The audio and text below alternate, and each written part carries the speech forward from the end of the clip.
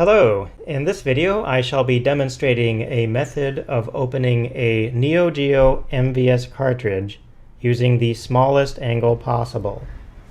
That is, if one were to instead carelessly open it with a wide angle, that can damage the label by creating a seam along its length. A safer approach is to use two stout objects and place them near each other. The cartridge can then be placed between them, label side down, and the aperture of the open cartridge can be adjusted by moving one of the objects. Effectively, what we've done here is created a makeshift vise, and it's for that reason that this method is referred to as the vise method. How wide does the cartridge need to be opened? Wide enough to allow this front plastic panel to be able to fit through. You don't need it any wider. So let's go ahead and do that step. So we'll slide this front panel out of its registers and then off the PCBs. Next will be the top PCB. This is basically playing a game of operation. When you remove this, you don't want it to scrape against either the internals of the casing, nor do you want to scrape against the bottom PCB. So we'll just carefully remove that.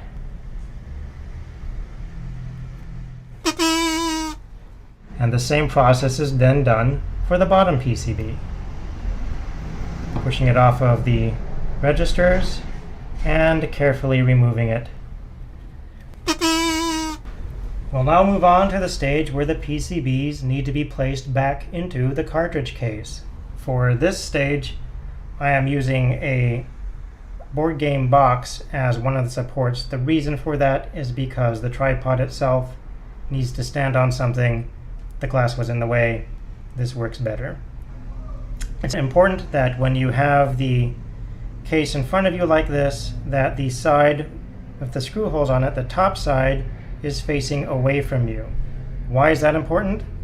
Because when you place the PCBs back in, they need to be arranged facing in the right orientation. The side with the chips on it, as you can see, needs to be placed so that the chips are facing the top, and the solder side of the boards needs to be facing the bottom. There are various registers inside of this case that will offer you a very narrow sweet spot for each of the boards as to where they need to be placed. For the bottom board, the ones to be aware of is that these registers here and here are what the board will be resting down against. Whereas the register here, there's a small little foot to the screw peg here, and also on the other side, that is what the PCB will be resting down onto in that direction. And then these two middle registers on either side will be keeping it in place from falling in that direction. And that offers a very narrow sweet spot where that can be placed. Likewise, with the top PCB, it will be using these registers in the middle to rest down against. It will be using these registers on either side to rest in that direction, and it will be using the screw pegs on either side here to prevent it from moving upwards in that direction. Again, offering a very narrow sweet spot window. So we'll go ahead and place the bottom PCB into place. You can tell which is the top and which is the bottom because they will have these indentations letting you know, oh, that's supposed to rest against that register there. Whereas the top PCB will have indentations that are further along inside of the PCB telling you, oh, it's supposed to rest against those registers. So we'll go ahead, take the bottom board, and try not to hit the camera as I rest it into its little sweet spot.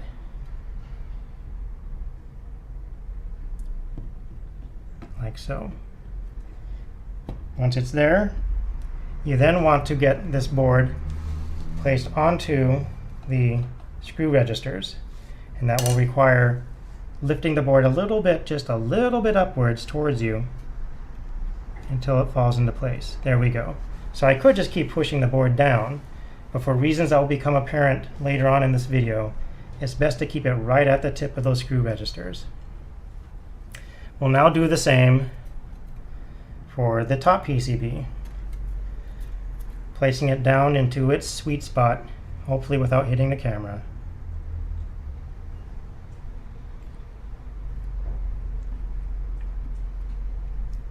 There we go. Now I'm going to try to keep this thing open by adjusting where the center of gravity is. There we go. So the next step is to place the front panel into place. Now one could just try to put it on, but I find that it's difficult to get both of these boards aligned just right for that to work. So instead I put it on one side, and then I will taper it down over the remaining length of the boards. That forces them to line up. So first I'll hold these in place with my fingers to be spaced just wide enough. Oh, and when you put it in, you'll notice that one end of the front panel is narrower than the other end. You can tell what direction that goes because one end of the cartridge casing is wider than the narrow end at the bottom here. So narrow matches to narrow, wide matches to wide. It goes that direction, not that direction. So we'll go ahead, insert it there, then slide it down. And then when you're sliding it down, lift this up to keep the PCB boards flush with the front panel. That will make sure that everything will fit on the other end, that you'll have enough space. There we go. And then I can push that down. So the next step, of course, is to slide this down onto the registers for the front panel. There are a few things that might happen here, and I'll talk about them. In my case, I was able to mostly get it down. Things that might happen, if you're trying to push this down and it's not going beyond this point, that's a sign that the bottom PCB is no longer lined up with the screw registers. So you can just use your fingers to move that PCB up and it'll get it back on board. Then you can slide it down. In this case, if I'm not mistaken, it doesn't go all the way down still, and that's because of the top PCB no longer being in its sweet point. There are a few reasons that might be the case. Usually I find that's because the top PCB is on top of the screw registers there. In this case, that's not what's going on. It's probably instead that the top PCB is not lining up with these screw registers. So I'll just move that up a little bit and then push down. There we go. And then you can close the case, make sure that it will line up with the slots for the front panel there, and you're done.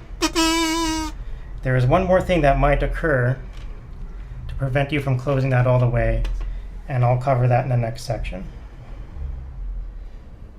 So a problem arises when you have a cartridge whose panel is warped. It might be difficult to tell under this camera, but this panel has a curve to it. To exaggerate, it has a parabola-like curve going on. And this will become problematic during the final step of reassembling the cartridge when we're trying to get this aligned and the cartridge closed fully. So we'll go ahead and go through the steps of the vise method with this cartridge and its warped front panel.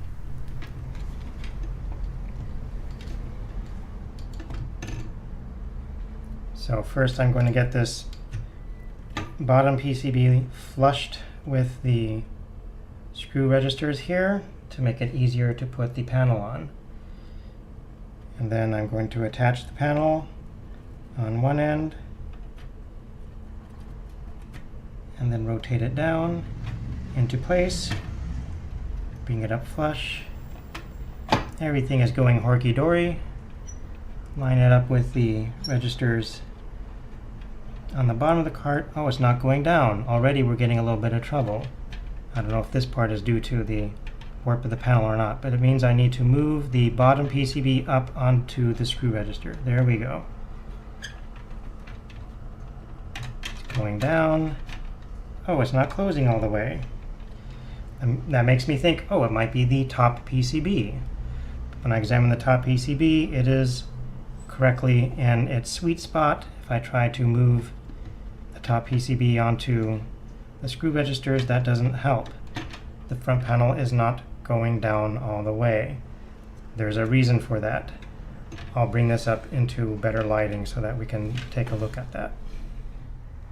So the problem that's going on has to do with the internal structure of the bottom of the case.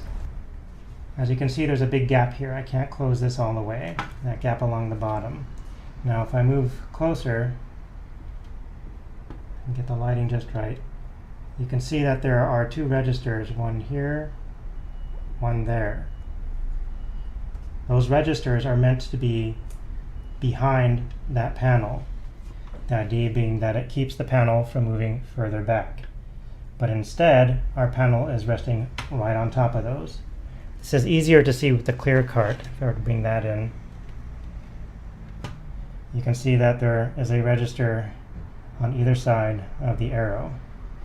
And the front panel is right in front of those registers, as it should be. Whereas with this black cartridge, the panel is lying right on top of those registers.